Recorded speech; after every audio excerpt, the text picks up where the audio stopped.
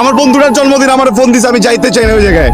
আমি ওখানে কইছি যে আমার কাম আছে, তো আমি আইতে পারুম না, তারপর আমার জোর করে নিয়ে গেছে। আমি যাওয়ার আগে করে কইছি পর্যন্ত যে আমি কোনো কিছু খাইতে পারুম না, কারণ আমি মায়ের ছুঁয়া কসম খাইছি। আর তুই দূর থেকে দেখে আমার বিচার করে ফেলালি না?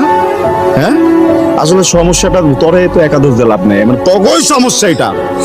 তগর জন্য সবকিছু করা লাগে। একটা পোলা যখন কিছুই করবো না, যখন খারাপ থাকবো, তখন এই পোলাটা যে খারাপ ওই বাদাই মা তোর ফ্যামিলি কথা শুনাইবো, তুই কথা শুনাবি, ওরা সমাজ কথা শুনাইবো।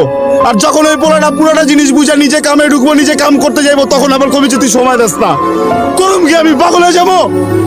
তখন মেয়ে মানুষরে পাইতে হলে এইটা করতে হইব, তখন মেয়ে মানুষরে পাইতে হলে ওইটা করতে হইব। আরে মেয়ে মানুষ পাইতে গেলে যদি এত কিছু করতে, তাহলে নায়িকা বিয়ে করুম।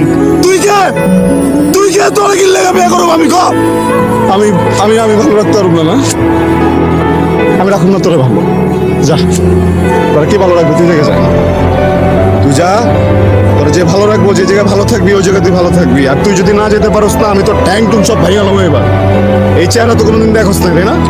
আজকে থেকে দেখে রাখ। তুই যা, তুই বিয়া করবি, আর তোর যদি বিয়া না হয় একদম টাইম আমি কয়ে দিলাম, আমি নিজে উকিল বাপ থাকুম, আমি সাক্ষী দিব, আমি উকিল বাপ, আমি সাক্ষী দিব, আমি কাজ হবো, সব কিছু করে তোরা বিয়া করে আমার জীবন থেকে এত দূরে পাঠাই দেবো, যদি কোনোদিন আমার মনে কষ্ট দিতে না পারোস তুই।